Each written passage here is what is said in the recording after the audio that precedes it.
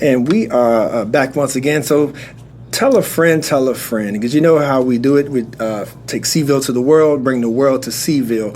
And this is in the year of 2025. This is a very, very important gubernatorial election that we have coming up. It is definitely one, of our generation, right? One for the ages. There's a lot on the line this November. And that's why we are just so delighted that this young lady took time out to join us on IMHO Talk Show. None other than the Democratic candidate for governor, Abigail Spanberger. First things first, right?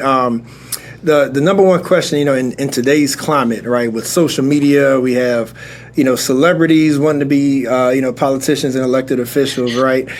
So the question has to be asked, who is Abigail Spanberger? Thanks for giving me the opportunity to introduce myself to your listeners. I am Abigail Spanberger. I'm the candidate for governor, Democratic nominee running here in Virginia. And at my core, I'm somebody who grew up in a household of service, focused on community and helping people. My mother was a nurse throughout her whole career, and even in her retirement is the consummate volunteer, helping in all places at all times. When I was growing up, she worked in the emergency room, and she later in her career, after retiring, volunteered at free clinics throughout the Richmond area.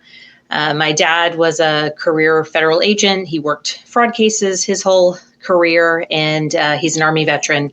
And we moved around a bit when I was a kid growing up and settled in Richmond. It's the last place my family moved.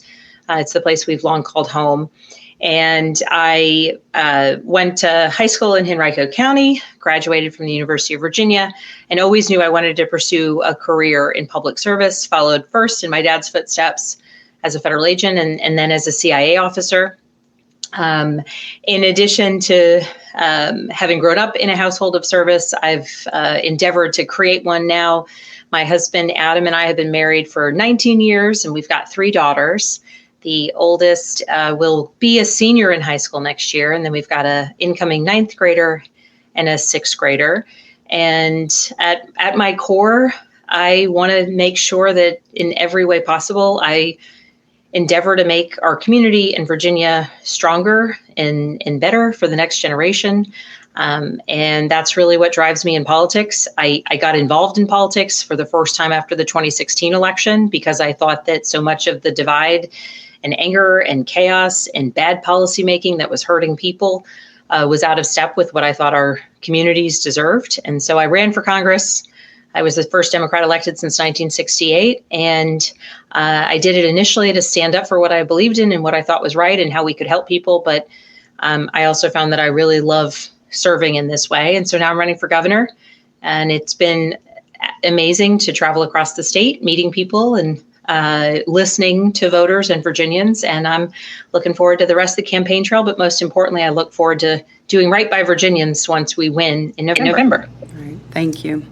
Well, the state of Virginia certainly has a complex history, and no matter who you're talking to, we can all point out something that we love about the state and things that we, don't love as much. How can we honor the history of the state while appreciating its complexity, which some would group under diversity, equity, and inclusion? I think the way we honor our history is by teaching it, by making sure that our kids know the full scope and breadth of our history. I mean, Virginia has an incredible history, but it's incredible in that it is the greatest tragedies and the greatest triumphs, right? The founding documents of our nation were conceived of the founding fathers right here in Virginia, but Virginia is also the place where slavery first came to what is now the United States. And it is through recognizing the worst of our history and the progress that we've made that I think we can have a fulsome understanding of the successes throughout Virginia's history. And I think that for any person, understanding the good and the bad throughout our history is essential to understanding history. And I think sometimes it for those that don't necessarily want to learn that fulsome history or don't want kids to learn it, I think we're limiting in an important and detrimental way our understanding of how far we've come as a country, with the aspiration for how much further we should continue to go. And I think fundamentally, diversity, equity, and inclusion is about having an intentionality about understanding people's perspectives and backgrounds, and in some cases, the history that preceded that. And so, I think that we are stronger when we have diversity of opinion and a focus on understanding others and an intentionality to it. And so, I think it's unfortunate that some folks have sought to both vilify those efforts and forget our history. And when it comes to healthcare and women's rights and things of that sort, because that kind of fits their mode as well, what is what can be different, in your leadership to make sure that the rights of women, particularly in their reproductive access and whatnot, can be protected? Well, certainly within Virginia, we have an effort going through the General Assembly to put a constitutional amendment in place that would ensure in Virginia's Constitution the right of women to access reproductive health care, including all types but specifically abortion access. I think that what's important to note is that in Virginia, we have Medicaid expansion, which is something that continues to be under threat from members of Congress at this moment. We also have threats to the ACA and our healthcare system kind of overall. It's one of the reasons why I have rolled out an affordability agenda focused on healthcare, affordable healthcare, and also prescription drug pricing. But moving forward within Virginia, it's going to be important that we put this constitutional amendment in place. And fundamentally, I think that decisions that are so deeply personal should be left between a woman and her family and her physician. And I do not think that any politician, governor, state legislator, or federal legislator should have a place in dictating the choices of women, and importantly also in dire and emergency circumstances, dictating the options that exist for medical providers trying to save the lives of women. To trust, because trust is a big issue when it comes to voters. So when we look at what is injustices within the criminal justice system, or folks just wanting to trust their politicians again, when we see what's happening right now, and you having a law enforcement background, and we see that causes a rift sometimes when people feel like that they've been on the wrong side of the criminal justice system. How do you plan on gaining that trust for Virginians? 3 parts. One is talking about the political side of things. And so my time as an elected official in Congress before I started running for governor, it was clear to me that people don't trust Congress. And frankly, I don't blame them at all. And so among the things that I worked on were reforms within Congress. I wrote and then led efforts to ban members of Congress from being able to buy or sell individual stocks during their time in Congress, because there's always all these reports about something major happens in the world and somebody's buying or trading and making money off of whatever that event is. So I said, here's the easiest way to fix it. If you come to Congress, you have to make certain I won't even call it a sacrifice, but air quotes sacrifices. And so you have to endeavor to show that you're trustworthy. And that means during your time in Congress, you shouldn't buy or sell stocks. When I left Congress at the end of my term, I turned that legislation over to a colleague who continues to push it. I'm hoping to see that pass. But I say that because I think it's important that we take affirmative steps to do whatever possible to regain public trust.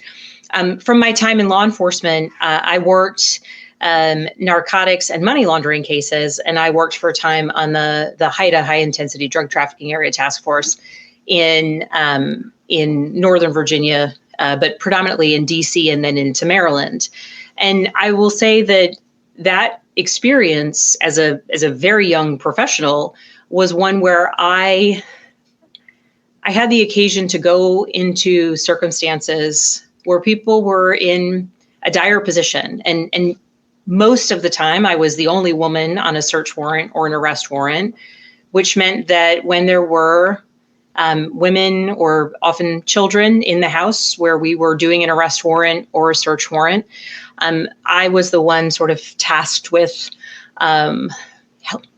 staying with them. And so I think that while I have a strong understanding of the law and certainly a feeling of a duty to uphold it, I also have seen firsthand the most dire and tragic and difficult of circumstances where one decision has upended someone's life, or perhaps a series of bad decisions have importantly upended the entire community or their families' lives. And so I mention that because I think the perspective is one that that isn't what people most obviously think about, but it is one where I've seen the humanity and the tragedy in circumstances as a law enforcement officer. And I've watched far more senior law enforcement officers engage with the deepest wells of empathy and focus. I mean, certainly doing their job, but doing it well and purposefully with a sense of duty to the community,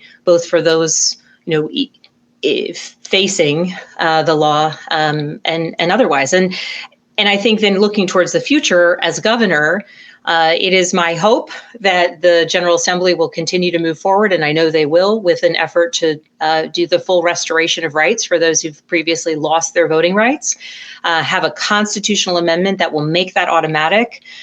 But while I do think that will go through, that will be active moving into the future. And so as governor, it will be incumbent upon me to be very purposeful and intentional about ensuring that anyone else who might be eligible to have their voting rights restored, but that eligibility came before the constitutional amendment ultimately goes through, that I will be active and focused on ensuring that we are able to restore the rights of the community members and the Virginians who are eligible before the point in time when that constitutional amendment go in place.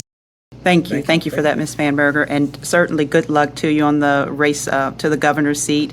And we hope to have you back to kind of continue this conversation and inform our listening audience of your platform and how you intend to work on behalf of them. Thank you.